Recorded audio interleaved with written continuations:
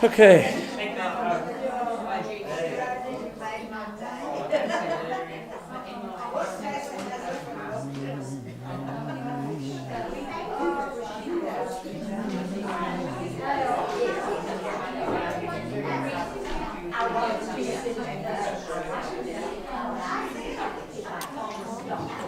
Okay, good morning, everyone.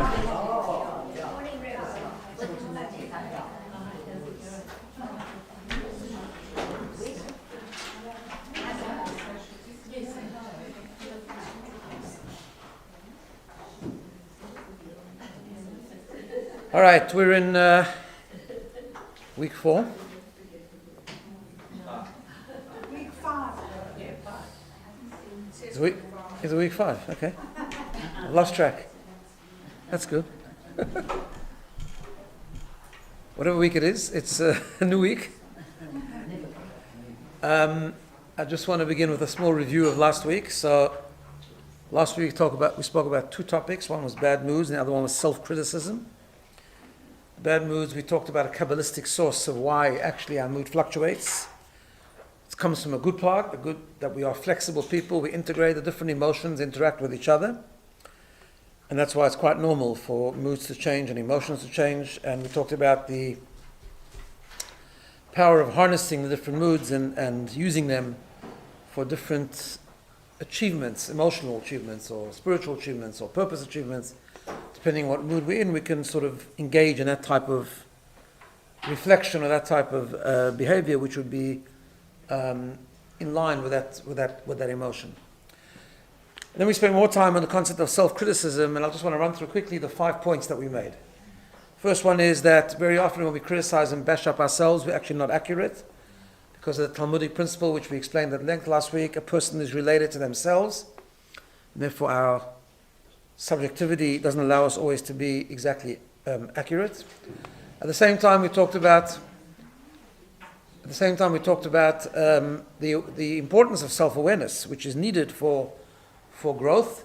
And we said that one of the ideas is that we read and we learned that when one makes a cheshbon, or makes a inventory, takes stock of their own growth, it needs the ability to know one's own strengths and weaknesses. And if you could do both, then you're probably closer to the truth than if you only focus on your strengths or you only focus on your weaknesses. Third point was that very often our self-criticism actually is a tactic of the Yetzer Hara, the evil inclination, to get us trapped in our failings and in our deficiencies and so on, which will then, the effect of that will be lack of growth and despondency and giving up hope and so on and so forth. Actually, I'll just pause here for a moment, because actually it very much ties into an idea I saw this week, which is a beautiful idea in its own right. So this Shabbat is the Shabbat before Purim, and in Shul we read in addition to the weekly Torah portion, we read a special paragraph called Parashat Zachor, where the Torah commands us that we need to read this paragraph once a year in order to remember the atrocities of Amalek. Right? Amalek.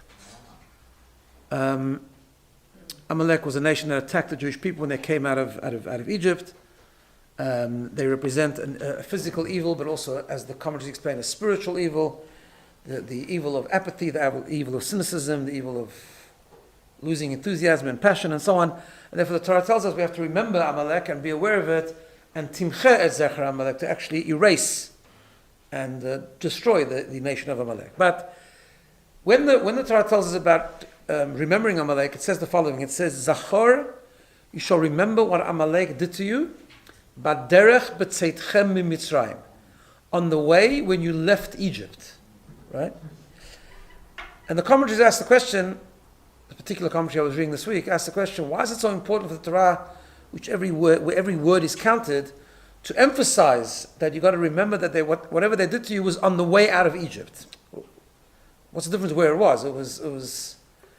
They were attacked as a nation. It doesn't matter where they were coming from, really. And also, what does it mean at the end when it says, Timche et zecher Amalek? Erase the memory of Amalek. What does that mean? It should say erase Amalek, not erase the memory. What does that actually mean? So he says a very beautiful idea. He says that when someone does the wrong thing, when someone is engaged in evil, when someone has a failing, a mistake, a transgression, whatever it might be, what's worse than the mistake itself is the feeling of guilt and shame, negative guilt and negative shame that comes after the failing. In other words, when a person transgresses or a person fails, there's two pathways. One is to get stuck in the past, to get stuck in all the things that we did, and say I'm to self-criticize, to feel guilt, to feel shame, and then to feel that there's no way forward, that God doesn't want me anymore, God won't accept me anymore. I'm stuck in my mistakes, I'm stuck in my failings, therefore I don't really have a chance of growth and repair and rebuild and so on. Or no, we can remember that deep down we have a soul, the soul remains intact, the soul remains pure, God always loves us, notwithstanding that we might have messed up badly, and to move forward with hope, confidence, resilience, and the belief that God always accepts us, right? So he says that's what Amalek is. Amalek, spiritually, is the idea that Amalek tells you to choose the path of being trapped in the past. And that's why it says, Zachor, remember what Amalek did to you on the way from Egypt. Egypt was a spiritual exile, it was a spiritual confinement. And the Jews left Egypt and then they were on the way to become God's nation at Mount Sinai. So Amalek says to them, you're coming from Egypt, you're not going to make it to Mount Sinai. Look where you're coming from. You're coming from the depths, you're coming from the depths of impurity. Kabbalistically, we are, and the Talmud teaches us that the Jews in Egypt sunk and assimilated to the depths of evil, to the depths of impurity. They were on what Kabbalah level into the 50th, it would be a point of no return, but they were the worst they could have been. And yet, there was a promise deep down, they were still connected to God, there was a promise to Abraham, Isaac, and Jacob that we would become God's nation and he would redeem us. So Amalek is that force that attacks after you come out of Mitzrayim, after you come out of a failing, a spiritual impurity, you come out of a dark place. Amalek says to you, where are you going? You think now you can grow? You think you can go to Mount Sinai? You think you can become God's nation? You think you can reconnect? You think you can be alive again and spiritually aware? You come from Mitzrayim. So therefore the Torah says, remember what Amalek did to you when they told you to remember when you were coming from Egypt. Don't erase that, destroy that, because that's so untrue. You might be coming from the depths of Egypt, but you can still be making your way to Mount Sinai because you're always deep down, you're always intact, you're always connected, and there's always hope. And that's why the Torah says, at the end it says, Timche et zecher Amalek. Erase the remembrance of Amalek. So he says a beautiful idea. He says, not to the remembrance of Amalek. You got to remember, you got to erase the memories that Amalek is trying to get you to remain in. Right? Timche, erase the zecher, the memories. Don't give room for those memories that Amalek wants you to remember. He wants you to get stuck in your past. He wants you to feel the guilt. He wants you to feel the shame. Erase those memories. Think about the future. Move on. Right? Rabbi, wouldn't you, Hamas is not Amalek now. Aren't you that? Very similar. Yes, absolutely. The depths of evil.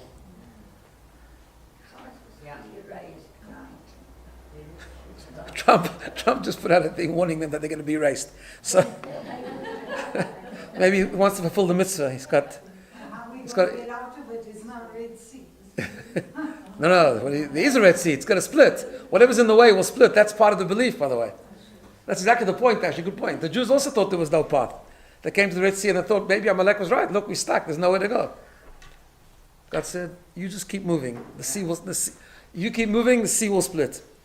Anyway, so that's just the third point we made last week, that the self-criticism is just a tactic to weigh us down and to prevent us moving forward. You know, I once just on this point, such an important point actually, because I once watched a video, you know, the famous Sunday dollars, the Lubavitcher Rebbe used to give dollars on a Sunday for people to give to charity, and there were very beautiful exchanges that would happen. And there was someone that came by the Rebbe, and he was introduced by a rabbi, and he said, this person was born Jewish and unfortunately converted and became a priest. And he regrets it now, and he actually wants to return to Judaism, right? So this guy lived a whole life in like something completely the antithesis of Jewish belief, right? And you'd think he'd need like a whole rehabilitation, and maybe he needs to really visit his past and all that. And on the spot, the Rebbe just said to him, in Yiddish, he said, "Vergessen wegen der ganzen Sache." He said, just forget about it all and just move on in Yiddishkeit. Just like move on in Judaism. Like, he was very, very into that. Not getting stuck in what brought you here and what the problem was. Obviously, you need to be aware that we have Yom Kippur, that's Cheshbon. We talked about this, but that shouldn't be the focus. The focus is, okay, what am I doing now? What am I doing today? How am I moving forward? Right?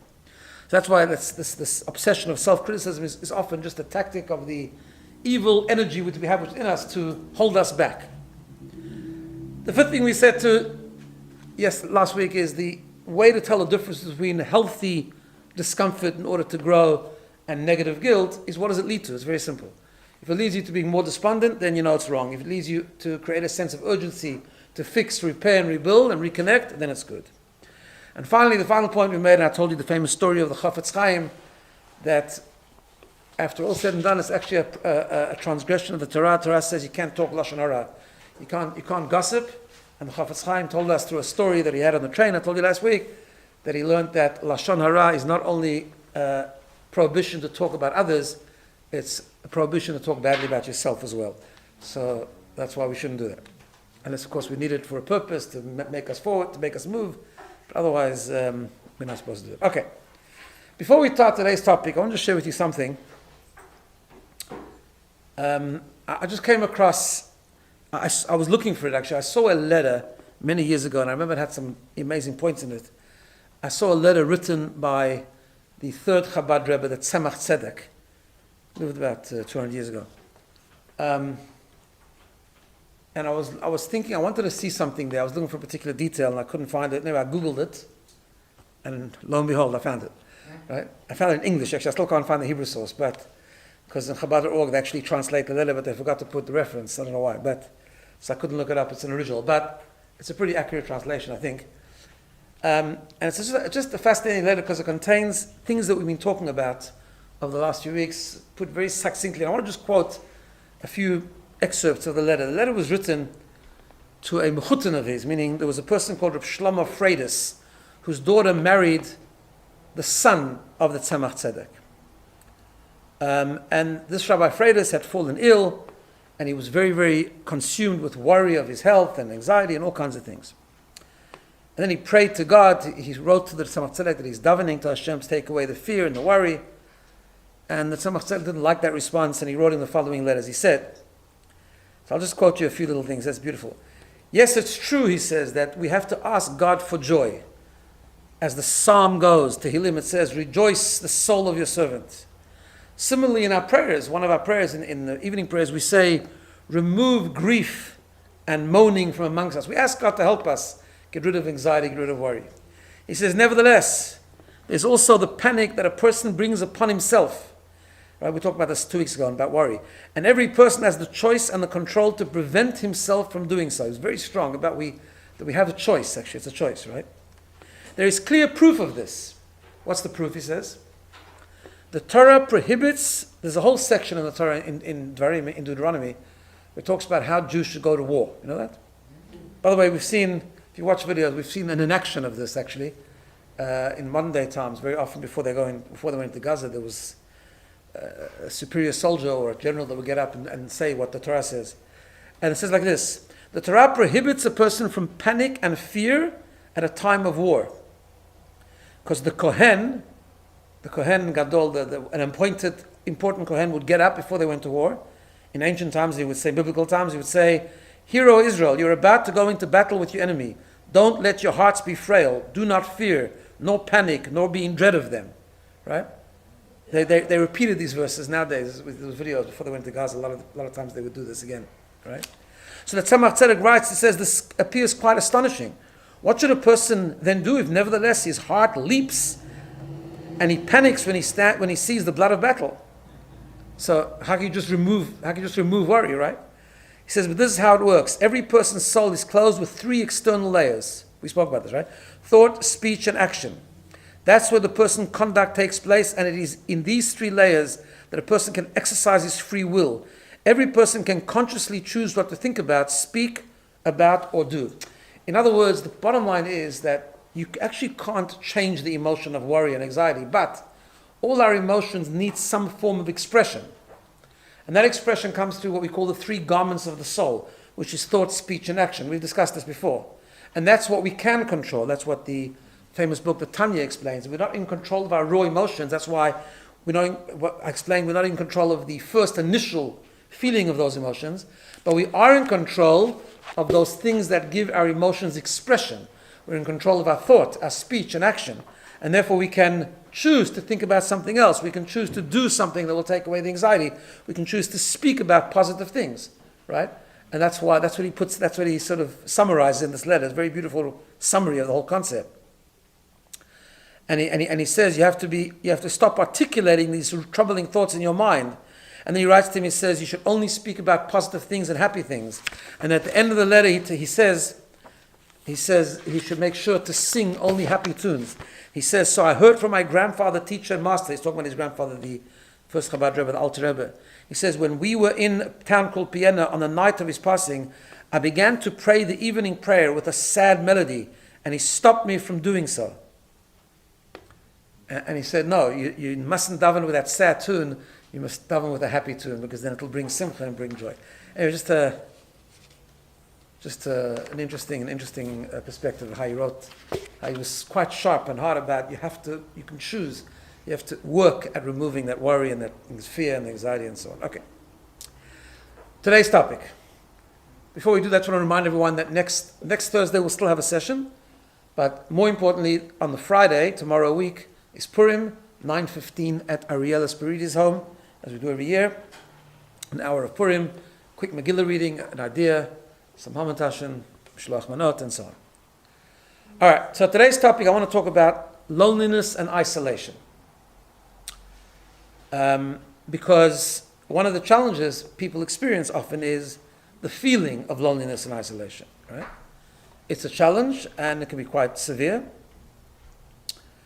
And we often think we're very alone, and sometimes we often feel we're the only one experiencing this, and so on. And we know that this goes against the very core of the human experience. We've talked about this many times. Human beings were created to connect. Famous verse I've quoted many times, that it's not good for a person to be alone or lonely, as the Torah says when Adam was created.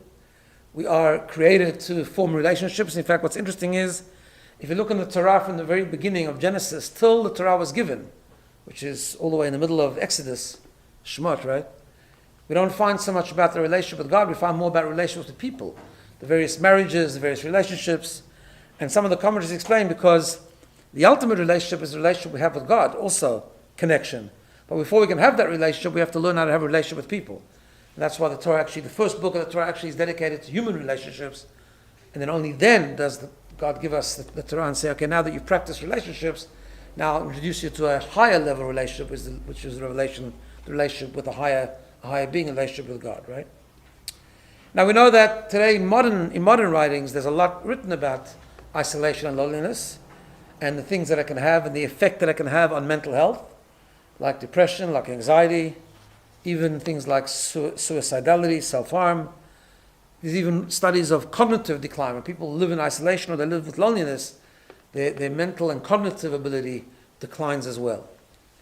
So the question is, if someone is in isolation or someone feels lonely, for whatever reason, when I say feels lonely, it doesn't only mean that they're alone without any people. They might feel alone in a challenge they're experiencing, which often is the case, right? They might feel alone because no one understands them. They might feel, whatever the case is, they might feel alone for a whole host of different reasons. The question is, what do we do about it? Before we answer that question, can I get someone to press that? Yeah? Yeah, it's the right hand top corner. Just to put a bit of air. Thanks. Okay. So what I want to do is I want to share 6 things.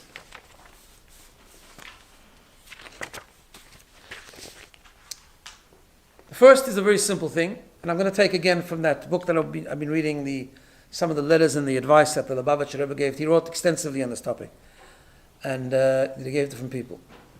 So the first thing is a very simple strategy, and that is, which nowadays has become a big thing actually, but it's an old idea, to understand that we're not alone in that particular struggle, and therefore to connect with other people that are going through the same challenge, right?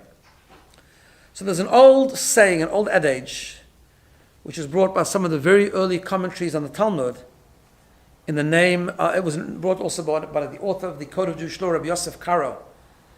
And he says, and it's also sourced in a midrash, and it says, a trouble which is only of the individual is indeed a trouble. A trouble which is not only of the individual is not a trouble. Right? In other words, or differently put in different sources is that Sarat Rabim, sometimes the challenge of many is half a comfort or half a consolation. Now it's interesting because among the Jewish scholars throughout the ages, not everyone agreed with this. Some people took issue with this idea. He says, there was a great Talmudist, his name was Rabbi Zev Shafran. He lived in the 19th century, and he said, I don't relate to that. He said, if I become aware that someone else is suffering with the same challenge, I'm no better off, because I'm still suffering with the same challenge. Having said that, however, most authorities and most leading Talmudists and sages and Hasidic rabbis and so on and so forth accepted this idea. I think the idea is very simple, because when there's a perception that you're suffering this alone, then that niggling noise of why me becomes much, much stronger. And like the feeling also of not being normal, is this a normal thing?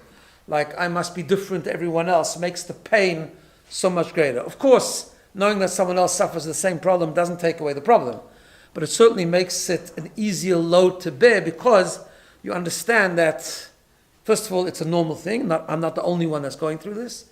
For whatever reason that we might not understand, but there are many other people that are suffering the same challenge. So you feel supported and you feel sort of understood a little bit, and so on and so forth, right? The Rebbe writes in a letter to someone that had a particular challenge, he says, personal struggles are made exponentially worse when we think we're suffering alone, because it leads to more anxiety. We become anxious, panicky, scared that something is awfully wrong with us. In other words, only crazy people get this challenge, only very evil people get this challenge, and you don't realize that's not true. There are other people going through this as well, right? And this was a recurring theme in any type of challenge, whether it's mental health, whether it's physical, whether it's whatever it is, whether it's family. It's always important to understand that others are going through the same thing, which today we know is a very, very common thing. There's all over the world, there's these massive and very common to have these support groups, where the underlying principle of support groups are that people connect and get together with other people going through the same challenge, right? Because they can strengthen each other, and I think also they can address one of the most basic human needs. And one of the most basic human needs apparently is to be understood, right? And when someone is going through a challenge, you can feel empathy, you can feel care from lots of people, but it's hard to feel really understood unless you talk to someone who went through the same thing, or is going through the same thing, right? Either going through the same thing or went through the same thing. Because then you feel there's some sort of component of you feel that the person really gets me, the person really understands me. And we know that one of the basic needs of a person is to feel understood. Not being felt understood as a very strong layer of loneliness. Like, no one gets me, right? But if you talk to other people that are going through the same idea, you feel understood, you understand each other, you strengthen each other, and you're able to support each other. That's why it's important to reach out when someone is going through a very strong challenge. Again, I think there's this fine line. Obviously, it's a nuance different. It doesn't mean to find every single human being on the planet that has gone through that thing and to become a needy person and sort of start defining yourself by that challenge suddenly because you feel you're part of a massive community that's going through the same challenge. That's not what you mean. It means to find people or a group or a small group that is struggling with the same thing, so you feel understood and you feel you can support each other, and you kind of maybe more motivated then. That's the idea. Again, it's always what the goal is, right? It's always what the outcome is. You feel more motivated then, what we can do together and advise each other and support each other to sort of get through it. That's the first idea. The second is not just people who are going through the challenge, but the second is to actually just share. carrying a burden is really hard. When you carry a burden alone, it's very, very difficult. And we find sometimes when people don't share, the stress and the anxiety and the pain becomes stronger.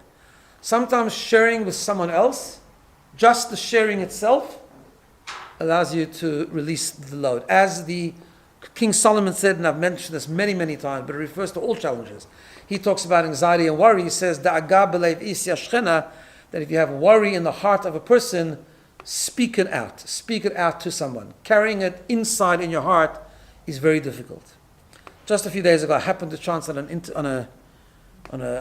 There's an organization in New York called GEMS, and not the local GEMS, the GEMS that they record. They've had extensive interviews to preserve the memories and the conversations that the Lubavitcher Rebbe had with thousands and thousands of people. So they've interviewed people who had either them or their relatives have had stories or things that they can tell over. And just the other day, it's a local thing. I was watching, I just came across it, an interview they had with Mayor Moss, who was talking about I've heard the story before, but I just reminded myself that he was talking about his father. Many of you might have known who Sam Moss was, right? Sam Moss was a very, very, he was a Holocaust survivor. He grew up in Munkach, Hungary, Munkach, Hungary. In Munkach, there was a very, very great tzaddik. His name was the Minchas Elazar. He was a big Hasidic Rebbe. He had memories. I spoke to him once about it. He actually told me some memories. It was very fascinating. And then he went through terrible things. He learned in Cheder there, in Munkach, and then he went through the war, and him and his father, in a terrible way. And like many, many Holocaust survivors, never spoke about it for many years. Through a whole story, I'll say it because it's on the video, it's public, but he went to see the Lubavitcher Rebbe. His actual original intention was he was going to convince the Lubavitcher Rebbe to tell his son Meir to leave yeshiva, because he wasn't that happy that he joined. Lately he had tremendous nachas from him, but at the beginning he was very not upset, he was very not happy, and he thought, go to Lubavitcher Rebbe, we'll get him to tell him to leave. What actually the audience went completely differently. So he came into the room and the Rebbe asked him who he was, and the Rebbe actually stood up for him and he told the story, actually put his hand on him, and he saw that it was a real Holocaust survivor in pain, and he asked him where he was from, and he told him he was from Munkach. And to the Rebbe that was very special, because the Rebbe had a very special relationship with that Minchas Elazar, that tzaddik that was in Hungary before the war. So first of all he quizzed him and he asked him to tell him stories and memories from Munkach and the customs of that Rebbe and so on and so forth. And then once he got him talking, he asked him to tell him his story of his survival and he ended up, for the first time in many years, actually unloading the whole story to the Lubavitcher Rebbe. The Lubavitcher Rebbe didn't say anything, just listened. That was it, just listened. And then when he came out, he said that he feels like a complete load has been lifted off his heart. Didn't get any advice, nothing changed really. Right? Sometimes you just get a listening ear, provided that it's a real listening ear, of course. Right? You feel someone actually listening, it's just a way of getting rid of that loneliness. So what that requires is this, right? It goes both ways. What it requires people making the effort, right? Like every challenge, there's a choice element to it. And the choice element is you've got to be proactive, you've got to do something. So it means if a person is feeling lonely, loneliness is not a good thing to sit with. Isolation is not a good thing to sit with on any level, physically, emotionally, spiritually, whatever it is. You've got to find someone to unload. It doesn't have to be someone going through the same challenge. That's one strategy. But the second strategy is just to unload, the unloading itself, just to share. Again, doesn't mean on social media, but it means to share with someone that you feel close to share with someone that you believe is listening. Just that itself creates a release, right? But this thing, and I want to mention it here, and I'll mention it a couple of times again, but this concept of dealing with isolation, this choice that I'm talking about, the strategy that I'm talking about, is not only on the person that's feeling lonely. It's actually a collective responsibility, right? Because it is hard to share.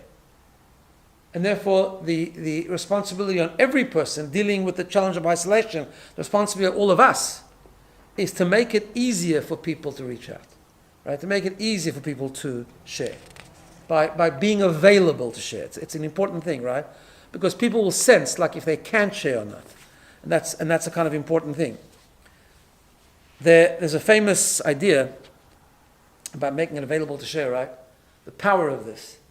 I often refer back to the story of Yosef HaTzadik, Joseph, which was a story that had just countless lessons on all levels. But we know that when Yosef, and we'll talk about him again later in a few minutes, but when Yosef was in prison in Egypt, isolated from his family, completely far away, he'd been dumped by his brothers, he was in a faraway land, he was disconnected and so on. And he landed up in jail with the butler and the baker, right? The famous story, the butler and the baker. And the Torah says, but Yosef was a very proactive person, he was a very positive person, and he believed everything's from God, and you got to deal with it, and so on. So not only, I guess, did he share with others, but he also made a point of, in jail, of helping others, right? And the Torah tells us this amazing story, how he woke up one morning and he came into the prison cell with the butler and the baker with, and he saw them depressed, he saw them dejected. And he said 4 words. He said, Madua pneichem ra'im hayom. Why is your face something off today? Like, why are you off color today? What's wrong? And the power of that statement was that because of that statement, he eventually left jail, Yosef himself, and became the viceroy of Egypt and was able to save his brothers and to ultimately create the genesis of the Jewish nation. Why? Because as soon as he said that, he noticed that they weren't feeling well. He noticed something was off. He noticed something was wrong. He didn't pry. He just said, what's up? Is everything okay? Good morning. Like, you look a little off today. What's wrong? That's it. They could have said nothing. And some people do, unfortunately. And then you're stuck. You can't. But they didn't. They saw a genuine interest. They saw someone reaching out. They saw someone just saying, I care. You look off. What's wrong? And they unburdened. They told them about the dreams they had the night before. And then one of them was the butler, and he told them that, and he said that the interpretation of your dream, Yosef was able to interpret dreams, and he told the butler in 3 days, the king Pharaoh will restore you to your original position, and I'm just going to ask you a favor. While you're there, put in a good word for me, because I'm stuck here far from my family, and if I can get out, it'll be really good. And the butler came out and he forgot. Until 2 years later, when Pharaoh had a dream, and couldn't find anyone to interpret his dream, suddenly the butler remembered and came to Pharaoh and said, look, I don't want to bring this up, but I was once in jail because of you. You threw me in jail, I sinned. And over there was this guy, and he knew how to interpret dreams because he interpreted my dreams, and it was true. And you restored me to my position. So Pharaoh says, bring him. It was actually, the Talmud says, it was actually on Rosh Hashanah. And they ran and they took Yosef out of jail, and within hours he became the most prominent person in Egypt. Because he helped Pharaoh, and Pharaoh promoted him, and the whole story. Right? Where did it come from? 4 words. Madua pneichem ra'im hayom. What's wrong? You look off color. Right? So what I'm saying is this idea of sharing with others, just sharing, unloading the burden, just releasing, is something that is hard to do but so important. And that's why collectively we have the responsibility, not only the person who's suffering isolation to actually make the effort, but people making the effort to make it easier, to be available, to sound like you want to listen. Third strategy is a very important one. We've talked about this before, but let's mention it again in this context. And that is that sometimes not just about sharing. Sometimes it's reaching out for help. For people who we know maybe will be able to help us. And that goes back to the principle we've talked about so many times, that the world is just a world of giving and receiving.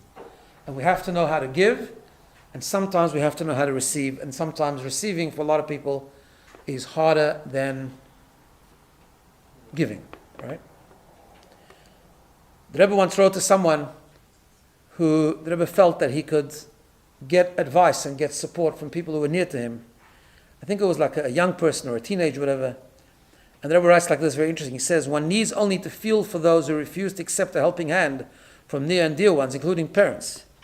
I do not mean to say that one must readily submit to parental dictatorship.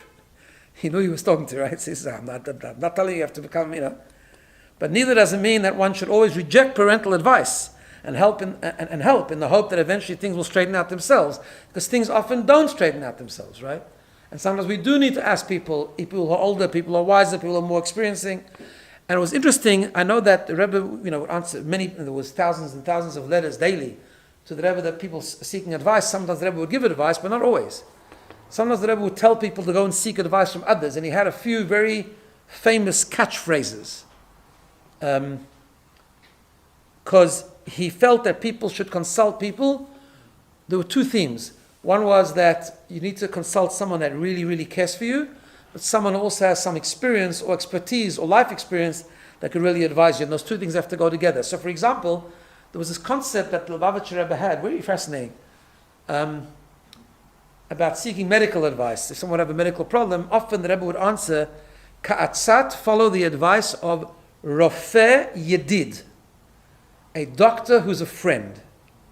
Doctor who's a friend. Meaning, not just a friend. A friend will give you medical advice that they found on Google. That's not going to help. It has to be a doctor, someone that understands medicine, but he cares for you. He's a Yedid, he's your friend. So that unbelievable combination, Rofeh Yedid, right? Sometimes, I had this answer once. In fact, I had this answer with regard to coming to Australia. So, if I tell you who it is, you can either curse them out or thank them. Either one, it's your choice. But finally, when I got the advice and kind of went back to the Rebbe afterwards and asked he gave me the final blessing and the final thing. But when I got the idea to come to Australia, the Rebbe told me, Ka'atzat, like the plan. It was a very famous line. This he would use often. Consult Yedidim Mevinim, friends who understand. Meaning not just like a teenage friend from a yeshiva or something that doesn't understand anything, but someone who's got some experience, someone understands the question you're asking, someone has a bit of life experience, understand what it means, I guess, to move across the world, to take your wife away from her family, whatever they have to understand, right? But also is really a friend of yours. He understands the concept, but also really cares for you. And will know what's best for you, or will try at least, knows what's best for you, right? So this idea of reaching out for help, which is difficult in its own right, but also being humble enough to reach out for those who might know more than you, or might have more experience than you, or might have more expertise than you, but you know they care for you, reaching out to them to help you and support you. Right? Again, it's not such an easy thing, but this is the concept. Number 4 is a very, very interesting concept, very interesting idea. And I refer to it as spiritual mathematics. What does that mean? The power of connection, the power of making a point to share with others and just work through something with someone else. It could be anyone, it could be a friend. Obviously there's a place to go ask someone who has expertise, there's a place to ask someone who's going through the same challenge, there's a place just to share. Then there's this depth of just connection. And the way it works is like this. It comes from a saying of the second Chabad Rebbe, who said the following. He was talking about the idea of Avat Yisrael, of Jews connecting, community, connecting with each other and so on. And he said that when two people get together, he said it's two godly souls against one animal soul. Now, what's the maths there? Doesn't seem to make sense, right? We each have a godly soul and an animal soul. In fact, everything now has good and bad. Since the sin, Kabbalistically, we learn that since of the sin of the first fruit, we all have good and bad, right? The human beings, for sure, that we have an animal soul and a godly soul. So when I get together with you, with two godly souls and two animal souls, right? So what have we accomplished? So he says very, very simple. There's a very, very huge difference between the godly soul and the animal soul. The animal soul is egocentric. The animal soul is self-absorbed. The animal soul is not about the greater good. The animal soul is about what is good for me now. My animal soul is interested in my pleasure, in the pursuit of my pleasure, what I can derive pleasure and happiness from in this moment, right? My animal soul is not interested in you, and he's not interested about tomorrow. He's interested about now, in a very egocentric, self-absorbed, hedonistic way. I'm talking about an untrained animal soul, right?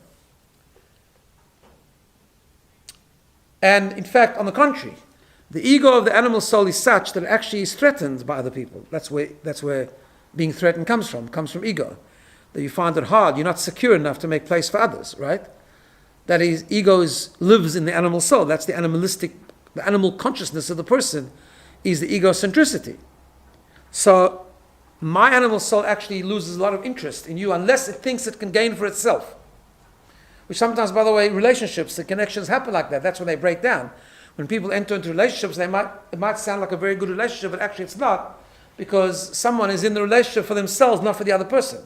They're using the other person. They're using the other person for their own gain. So ultimately, the animal soul, even when it's connecting to someone else, even when it's communicating with someone else, talking to someone else, spending time with someone else, its intention, its goal is itself. The godly soul is totally different. The godly soul is where selflessness lives, as we've spoken about many times. The godly soul is about the greater good. The godly soul is about giving. The godly soul doesn't have ego. It's not threatened by other people. It's on the contrary, it wants to give, it wants to support, it wants to help. Right? So now we can understand the spiritual maths. When we get together, we don't have two animal souls yet, because they're not, on the contrary, they're actually fighting with each other. So what do we have? We have two godly souls looking out for each other. So therefore, that's why he said it's two godly souls versus one animal soul. That's the depth, the spiritual depth of getting support from other people. In other words, it's so much easier to get chizuk, to get strength from other people, because when you try to help me, you're not adding your animal soul onto me, because your animal soul is not interested in me, but you're adding your godly soul to me. So therefore now, against my animal soul, which is where all my challenges live, and all my anxieties live, and all my fears live, and everything's happening on the animal soul level, I've got two godly souls, mine and yours, trying to support and strengthen and pull through my animal soul. So that's the spiritual math, the depth of the power of connection and the power of getting together. The fifth thing I want to share with you is, I spoke before about reaching out to others, making it available and so on, but it's not just that. It's about the importance of building community, right? Through kindness, through giving. Now we know in Judaism, community is like a central theme, right? The Rabbi Akiva, the famous Rabbi Akiva, said that the verse in the Torah, "Ve'ahavta l'recha kamocha," love your fellow like yourself, klal gadol b'Torah, is a fundamental rule in the Torah, right? How does community happen? So it's a mindset. First of all, it's a culture. It's a culture about that we are a community, and we have to look out for each other. We have to look out as a collectively. Community has to create organizations, has to create systems. We find in the Talmud like huge detail about every community had to have a welfare system and a tzedakah system and all the houses of hospitality, all these different types of things. The concept of community is very strong and very unique in the Jewish community. The bigger the communities, we find often that the more people there are, it's obviously easier to build a community. One community that is incredibly successful in doing this is in America.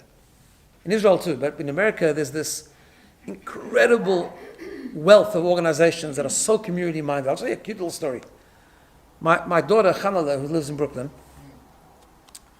a couple of weeks ago, she actually, it was the whole thing, she was sick and then she thought she got better. In truth, she wasn't better, she got pneumonia, essentially, and she couldn't breathe in the middle of the night. So, called that solar now is universal. And, but she has 3 little kids and it was middle of the night, she couldn't really call anyone. So her husband had to stay home with the 3 little kids. And she went off with the ambulance to the emergency room herself. She went to a hospital called Maimonides Hospital in Borough Park. She's sitting there, she's there for 2 minutes, and a very Haredi, Hasidic looking guy, who I think lives in Williamsburg, comes over to her. Why are you here? Do you need help? Turns out like this. One of the communities, the Satmar community actually in Williamsburg, which is a super Haredi community, but people, and sometimes they get bad press because, they do strange things sometimes. True, but and they're very over the top stringent sometimes. But what people don't know is that they have this most incredible sense of chesed, of community. They take the cake when it comes to community, building community.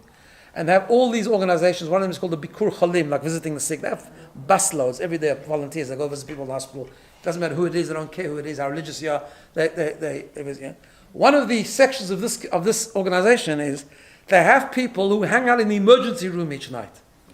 For people like my daughter who come alone, who won't have, my daughter's not the type, she's a strong person, but she's not going to advocate for herself, she's not going to drive them crazy, she's not that type, right? I'm not that type, I don't know, if I landed up alone, I'll just do whatever they tell me to do, right? But in medicine you need advocacy, you need strong voices, you need people to rush people up something. And this is what they do. They sit out there all night, waiting for people like my daughter who came alone, couldn't come with a family, and said, we'll take over. And they did. They made sure the doctor came, and they made a bit of a tumult when they needed to. And she got her thing, and she was fine. She was okay. But I just thought it's amazing. It's the most incredible thing. Now in America, in New York area, there is an organization for everything. It's unbelievable. You're never alone. It's the most incredible thing. I have a sister-in-law involved in one of these organizations.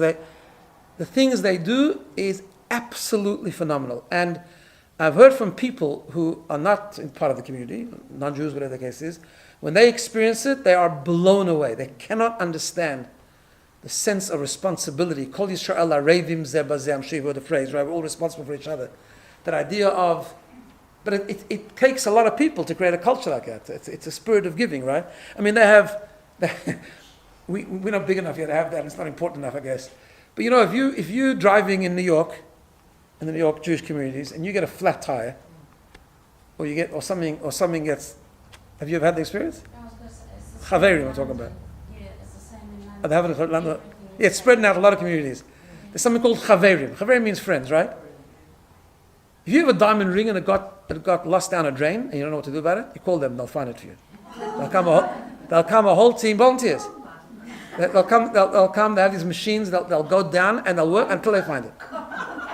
I've seen on video, like I've seen it happen. Because I post, I'm on a WhatsApp group which like shows these beautiful videos all over the world, these Jewish videos. And it's just incredible, right? I mean, it's like phenomenal. I mean, besides that, solar, and then they have these real things about medical care and high lifeline for cancer patients, I mean, everything. You can't imagine, right? It's such, okay, obviously critical mass helps. They even have something which you never ever needed, but there's something called mitaskim. Someone loses a loved one, they have to sit shiva, you make one phone call. They bring you whatever you need. Low chairs, a Torah scroll if you have one, have a minyan, sidurim. I've seen in the winter they bring coat racks. They'll bring whatever you need, they bring you. Now, it's like people do this just for no reason. Like, yeah, it's for Bruce and for pushing wheelchairs on Shabbos and yeah, all these things. It's incredible. It's incredible. So I'm just bringing an example because I was blown away. My daughter. This one I didn't know about actually. The one that's sitting in the emergency room. I knew about the others, but like I was blown away. Like I couldn't believe it. Like it's really unbelievable. But that's what it is. Isolation drops when you have that sense of community. When you know there's always someone out there. You might never even talk to them because maybe you never need it. And for most things, you know what? You should never need it. We should never need it. But then, right? We should never need misasking. We should never need chaveri, whatever. But we do, right? We knowing that you're not alone, knowing there's always a community looking out for you. Look, it's not perfect because always people fall down through the cracks. But this idea of creating a culture of community is such an important thing. And the final point I wanted to make is this. And again, I want to go back to Yosef. So always remember when we were alone, that we were never alone. And it is expressed in the story, the following story. You're always part of a whole, no matter what happens. Right? You're never alone. And what happens to you is important, and important to the bigger picture. So one of the things, the stories of Yosef, a fascinating story. I think I related it many, many years ago in one of the Thursday mornings. But when he comes down to Egypt, he works, again, he's a young boy, he's 17, right? He's sold down to slavery, he comes to Egypt, he gets sold to the family of Potiphar. Potiphar was one of the big machas in Pharaoh's palace. And Potiphar's wife, who's not a very savory person, I guess you could say, she takes a liking to him. And she tries to seduce him, right? And she tries over a long period of time, according to the Chumash, according to the Talmud. She tried all sorts of ways, right? Her final attempt was Yosef. Again, they have to understand the context here. Yosef is far away from his family. It's becoming quite hard to resist the temptation. She finally, what she does is, according to the Chumash, she waits for a day. There was some sort of public holiday where everyone went off to church or something, and she said she's not feeling well, and he didn't go because he wasn't a pagan worshipper, and he came to do work at the house, and there she was, and it was just her and him, right? And she really pushes him. And he's got nothing to lose. In fact, he's got everything to lose by saying no. She was a very powerful woman. He's got everything to gain, really, by saying yes, because she could, she has the power to give him stuff and all that kind of thing. And no one's going to ever know, and he could just do it. And in fact, it became so difficult that the Talmud explains the nuances in the Chumash that he was wavering. There's a phrase there that hints to the fact that he was wavering. And he was coming close to actually finally caving in. When the Talmud says that the image of his father appeared in the window. That's what it says. Image of his father going in the window. Right? And he turned around, and the pasuk says, "Vayema'en," he refused, with great strength. Right? And the question the commentaries ask, what did he see? So, okay, he saw image of his father. Okay, nice. But what's the symbolism behind that? So in Kabbalah we learn the following, based on a piece of the Talmud, that there was a very important message with the image of his father. It wasn't just that he was his father, right? It was an important message. It was like this. The Zohar says, and the Talmud says, that Yaakov Avinu, Jacob, who was ultimately the father of the 12 tribes, the father of the Jewish nation, saw he was in the same soul as Adam, as the first human being, right? And he looked like Adam, in fact. So when Joseph saw Jacob in the window, he actually saw Adam. What was Adam? Adam was created alone, says the Talmud. He was created as one person. And Adam, very soon after he was created, sinned. He did the wrong thing. And it was the wrong thing because God had told him not to eat from the tree of life, and tree of the knowledge, and he did. And you might think, okay, so that was something that he did. He was affected, and he had to make amends. But that's not the way it was. When Adam did it, he affected the entire world. And we still, spiritually, are suffering from the sin of the first fruit till today. In fact, one of the reasons we make Kiddush every Friday night, because some commentaries tell us that the first fruit was a grape. And therefore the idea of making Kiddush on the grape on Friday night is like bringing a tikkun. And until Mashiach comes, we're busy fixing the problem of the very, very first mistake.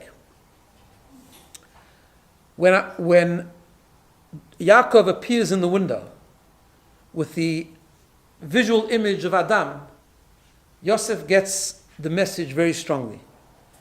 And it's a negative and positive message, meaning it's a responsibility and a privilege that you're never alone. You are part of a whole. What you do affects everyone else. Your strength makes everyone stronger.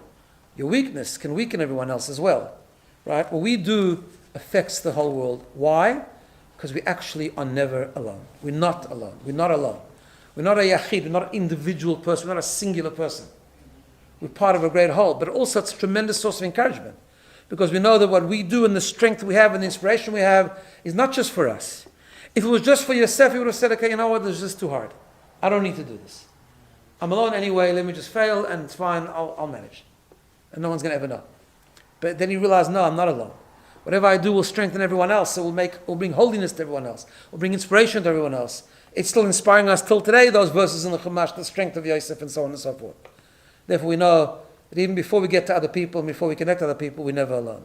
So just in summary, 6 points about isolation. First, we need to connect with others in the same challenge. We need to share with others. Just reaching out, just a regular thing, right? We have to know how to take. We have to know how to reach out for help. So important. Those that know and those that are we can trust, but also understand the situation, maybe more than us. The spiritual mathematics, the depth of connection, which is two godly souls against one animal soul. The importance of participating in community and creating community. And the lesson that we're never alone. Again, a reminder, next Thursday we continue on, but next Friday, the Purim, 9:15 at Ariella in Vaucluse. As every Purim, have a wonderful week.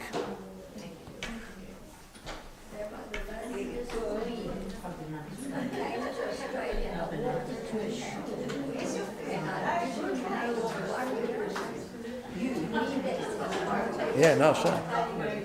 Yeah, no, 100%. 100%.